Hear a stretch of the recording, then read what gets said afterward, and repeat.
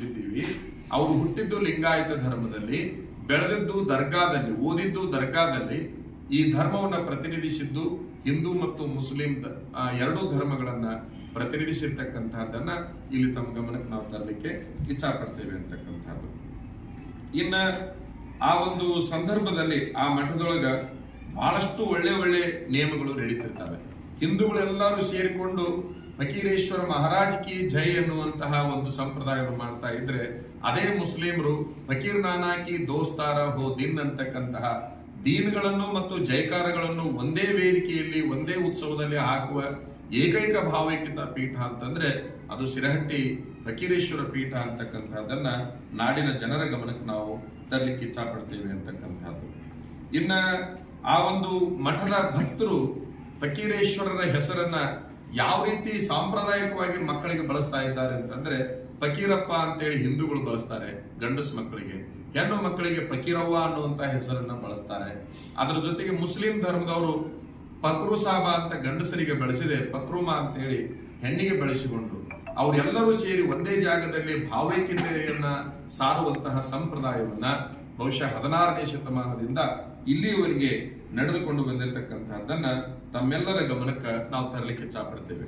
ಇನ್ನು ಆ ಮಠದ ಸ್ವಾಮಿಗಳು ಉಡುಗೆಯಲ್ಲಿ ನಾನು ಹೇಳಿದೆ, ಅಲ್ಲಿ ಕೇವಲ ಲಿಂಗಾಯತ ಧರ್ಮದ ವಿರಕ್ತ ಉಡುಗೆಗಳು ಅನ್ನಿಲ್ಲ, ಅಲ್ಲಿ ಎಲ್ಲಾ ಧರ್ಮವನ್ನ ಸಮನ್ವಯಗೊಳಿಸ್ತಕ್ಕಂತಹ ಉಡುಗೆಗಳು ಇದ್ದಾವೆ ಅಂತಕ್ಕಂಥದ್ದು. ಇದೀಗ ನಾನು ಏನು ಯಾದಿಯನ್ನ ಮಾಡಿ ಹೇಳಿದೆ, ಈ ಎಲ್ಲ ಯಾದಿಗಳ ಪ್ರಕಾರ ತೋಂಟದ ಸಿದ್ಧಲಿಂಗ ಸ್ವಾಮಿಗಳ ನಡೆ ಇರಲಿಲ್ಲ ಅಂತಕ್ಕಂಥದ್ದನ್ನ ಈ ಸಂದರ್ಭದಲ್ಲಿ ಹೇಳಲಿಕ್ಕೆ ಇಚ್ಛಾಪಡ್ತೇವೆ. ತೋಂಟದಾರ್ಯ ಮಠ ಇತಿಹಾಸದುದ್ದಕ್ಕೂ ಅದು ವಿರಕ್ತ ಪೀಠ ಅನಿಸಿಕೊಂಡಿದೆಯೇ ಹೊರತಾಗಿ ಭಾವೈಕ್ಯತೆ ಪೀಠ ಅನಿಸಿಕೊಂಡಿಲ್ಲ, ಅವರು ಭಾವೈಕ್ಯತೆ ಸ್ವಾಮಿಗಳು ಅನಿಸಿಕೊಂಡಿಲ್ಲ ಅಂತಕ್ಕಂಥದ್ದನ್ನ ನಾಡಿನ ಪ್ರಜ್ಞಾವಂತರ ಗಮನಕ್ಕೆ ನಾವು ತರಲಿಕ್ಕೆ ಇಚ್ಛಾಪಡ್ತೇವೆ, ಮಠದ ಅಭಿಮಾನಿಗಳ ಗಮನಕ್ಕೆ ನಾವು ತರಲಿಕ್ಕೆ ಇಚ್ಛಾಪಡ್ತೇವೆ ಅಂತಕ್ಕಂಥದ್ದು. ಬಹಳ ಸೂಕ್ಷ್ಮವಾಗಿ ಹೇಳೋದಾದ್ರೆ, ಯಡಿಯೂರು ಸಿದ್ಧಲಿಂಗೇಶ್ವರರಿಂದ ಪ್ರಾರಂಭಗೊಂಡಿರ್ತಕ್ಕಂತಹ ತೋಂಟದಾರ್ಯ ಮಠದ ಸಂಪ್ರದಾಯ ಅಲ್ಲಿ ಕೇವಲ ಲಿಂಗಾಯತ ಧರ್ಮವನ್ನ, ವೀರಶೈವ ಧರ್ಮವನ್ನ ಪ್ರತಿನಿಧಿಸಿರ್ತಕ್ಕಂಥದ್ದು ಇತಿಹಾಸದುದ್ದಕ್ಕೂ ಕಾಣ್ತದೆ. ಆ ಮಠದ ಸಮಗ್ರ ಸಂಪ್ರದಾಯವನ್ನ ಬದಲಾಯಿಸಿ ಈಗಿರುವ ಸದ್ಯದ ಮಠಾಧಿಪತಿಗಳು ಪೂರ್ಣ ಸಂಪ್ರದಾಯಕ ವ್ಯತಿರಿಕ್ತವಾದ ಒಂದು ಸಂಪ್ರದಾಯವನ್ನು ಹುಟ್ಟು ಹಾಕ್ತಕ್ಕಂಥದ್ದು ಆ ಪರಂಪರೆಗೆ ದ್ರೋಹ ಮಾಡ್ತಾ ಇದ್ದಾರೆ.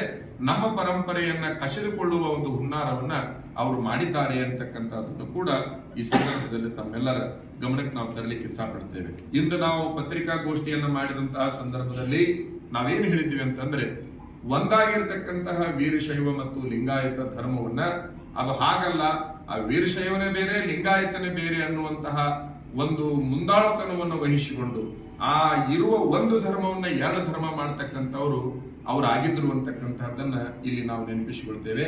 ತಾವೆಲ್ಲ ಗಮನಿಸಿದಿರಿ, ಅವರ ನಿಲುವನ್ನ ಖಂಡಿಸಲಿಕ್ಕೆ 650 ಜನ ಮಠಾಧಿಪತಿಗಳನ್ನ, ಲಕ್ಷಾಂತರ ಭಕ್ತರನ್ನ ಅವರು ಜೀವಂತವಾಗಿದ್ದಾಗ ಅವರ ವಿಚಾರಧಾರೆಗಳನ್ನ ನಾವು ಖಂಡಿಸಿದ್ದೇವೆ, ಅವರ ನಿಲುವನ್ನ ನಾವು ಖಂಡಿಸಿದ್ದೇವೆ.